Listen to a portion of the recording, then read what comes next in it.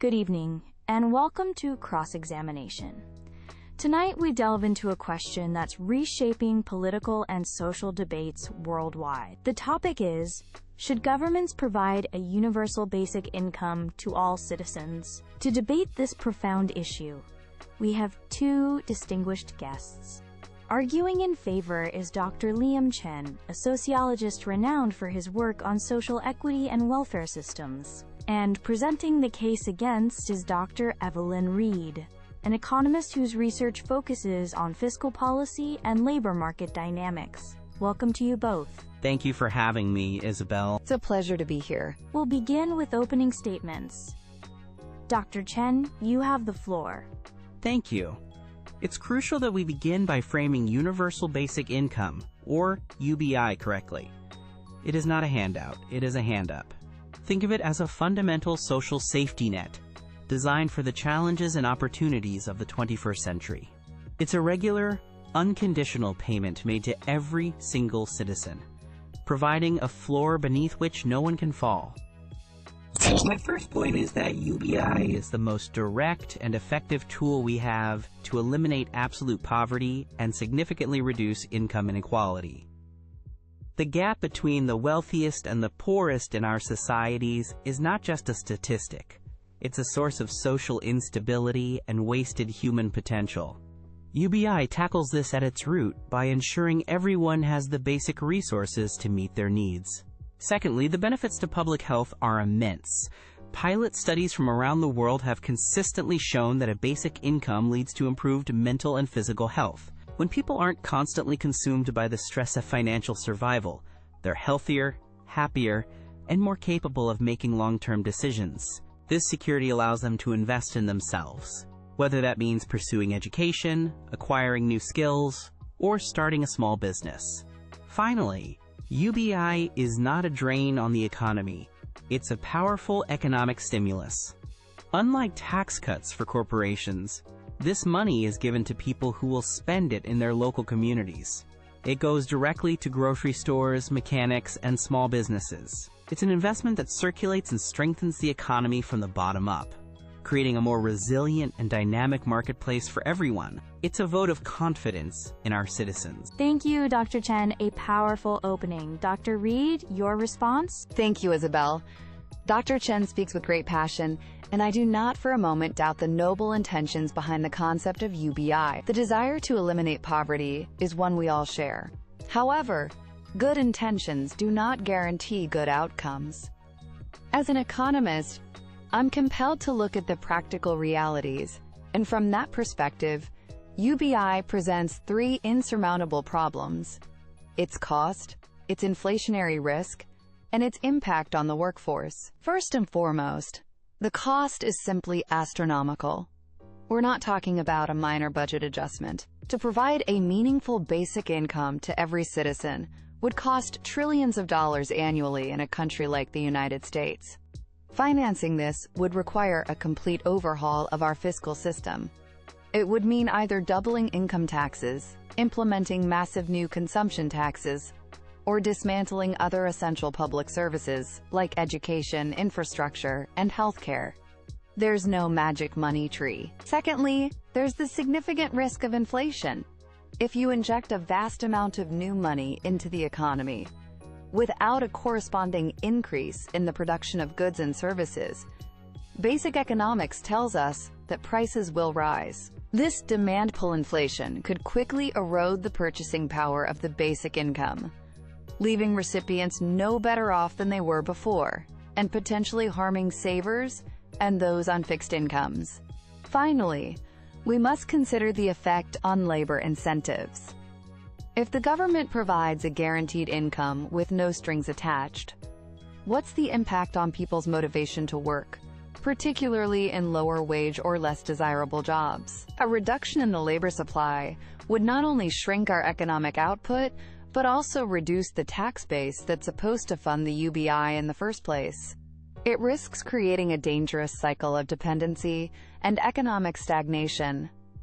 The idea is a beautiful dream, but one that would become an economic nightmare. Thank you, Dr. Reed. You've both laid out your positions clearly. Let's get into the specifics. Dr. Reed raises what is perhaps the most immediate barrier for many, the cost. Dr. Chen, she describes the cost as astronomical. How can a government realistically fund a UBI program without, as she suggests, bankrupting the state or imposing crippling taxes? That's a fair and essential question. The sticker shock of UBI is often its biggest hurdle, but the numbers become far more manageable when you look at the complete picture. The funding doesn't come from a single source. It comes from a strategic restructuring of our current spending and taxation. First, we can redirect funds from existing, often inefficient social support programs.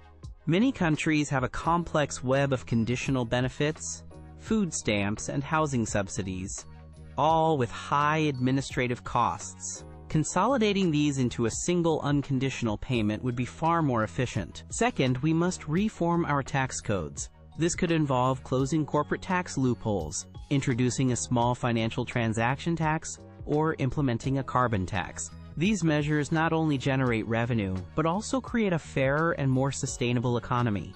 Most importantly, Dr. Reed's calculation ignores the immense savings UBI would generate. We currently spend billions on the consequences of poverty: emergency health care for stress-related illnesses, the justice system dealing with crimes of desperation, and lost productivity. UBI is preventative.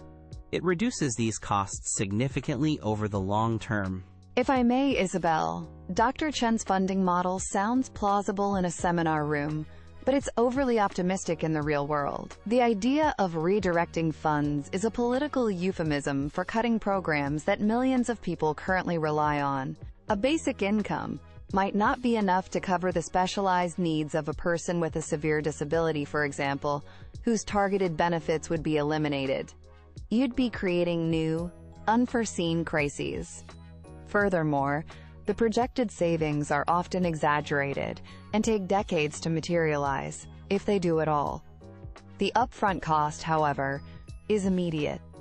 There's simply no way to avoid the fact that a UBI of any meaningful size would require a substantial tax increase on the working and middle classes. You'd be taking a significant amount of money from people who work for it and redistributing it, including to those who choose not to. That's a fundamental challenge to the social contract. The social contract is already broken, Evelyn. It's broken for the person working 2 minimum wage jobs who still can't afford rent. It's broken for the graduate buried in debt with no job prospects in their field. UBI is not about taking from the middle class. It's about strengthening it by ensuring a baseline of economic security for everyone, which in turn creates a more stable society for all. Let's pivot from the economic to the social implications.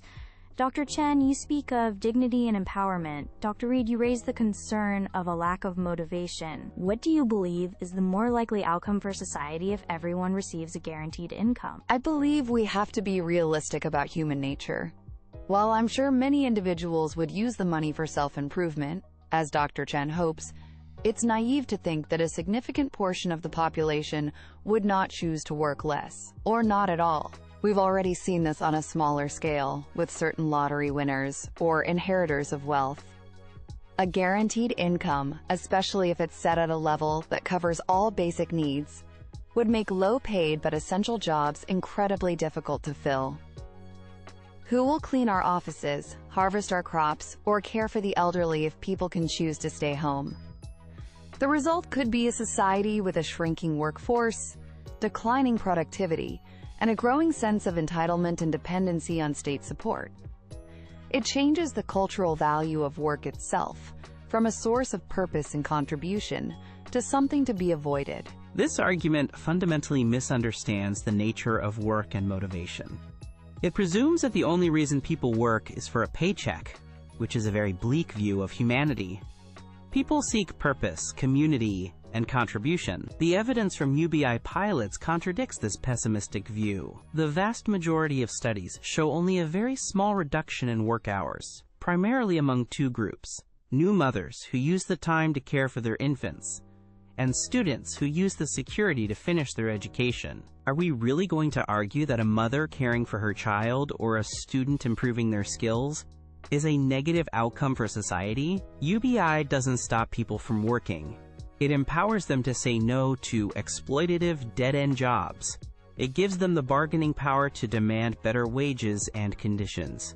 It also allows people to perform valuable work that is currently unpaid, such as caring for an elderly parent, volunteering in the community, or pursuing creative arts.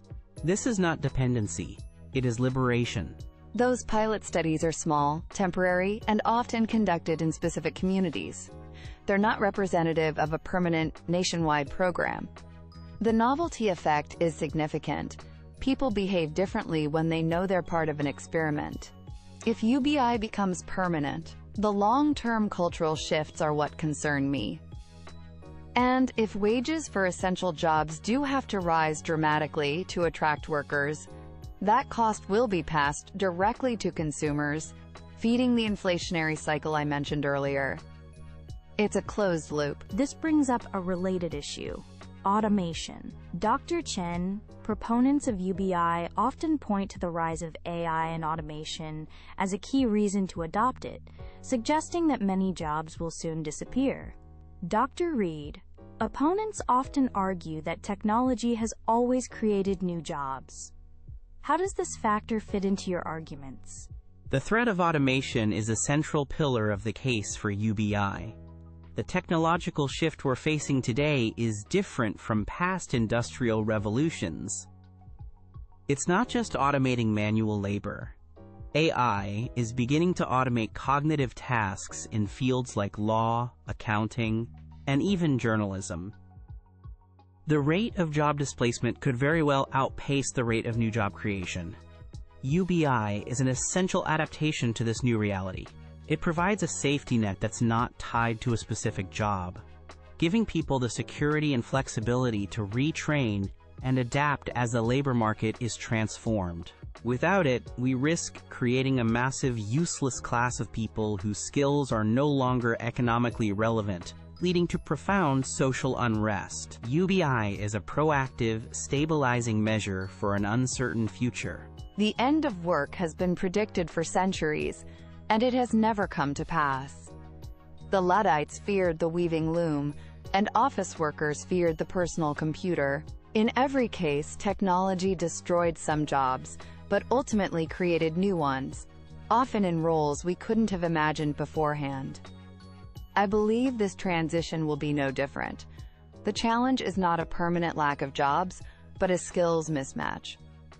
Therefore, the logical solution is not to pay people to not work, but to invest heavily in education, vocational training, and lifelong learning programs. UBI is a surrender. It accepts defeat and creates a permanent dependency, whereas a focus on retraining and adaptation empowers people to participate in the new economy. It's a far more optimistic and effective long-term strategy. We're nearing the end of our time. I'd now like to ask you both for your closing statements. Dr. Reed, you may begin. Thank you. The idea of a universal basic income, while born from a place of compassion, is an unaffordable and high-risk experiment with our economy and society. The financial burden would be crushing, likely leading to unsustainable taxes and damaging inflation that would harm everyone. It threatens the very foundation of our social contract, which values work, contribution, and reciprocity. It risks creating a society where millions are disengaged from the workforce, leading to economic stagnation and social division. Instead of this radical gamble, let's focus on what works, strengthening our existing, targeted welfare programs to help those truly in need, investing robustly in education and job training for the jobs of the future, and promoting policies that create economic growth and opportunity. Let's fix the root causes of poverty, not simply cover it with a blanket payment that our children and grandchildren cannot afford. Thank you, Dr. Reed. Dr. Chen, your final thoughts. Universal basic income is not a gamble. It's a necessary, compassionate, and forward-thinking policy for a world in transition. It's not about surrendering to automation, but about building a stable foundation from which people can confidently face the future. It provides a floor, not a ceiling. The evidence shows it reduces poverty, improves health, and empowers individuals to pursue education, start businesses, and care for their loved ones. It trusts our citizens to make the best decisions for themselves and their communities. The question is not whether we can afford UBI, but whether we can afford not to implement it in an age of rising inequality and technological disruption. We must choose a future of security, dignity, and opportunity over one of precarity and fear. UBI is the cornerstone of that better future. And with that, we must conclude. My sincere thanks to both Dr. Liam Chen and Dr. Evelyn Reed for their articulate and passionate arguments on this incredibly important issue. You've left us with a great deal to consider. The debate highlights a central tension of our time, a conflict between a bold, humanistic vision for social security and the pragmatic, economic risks that such a vision may entail. We encourage our audience to continue this conversation and to examine the evidence for themselves. Thank you for joining us on Cross-Examination.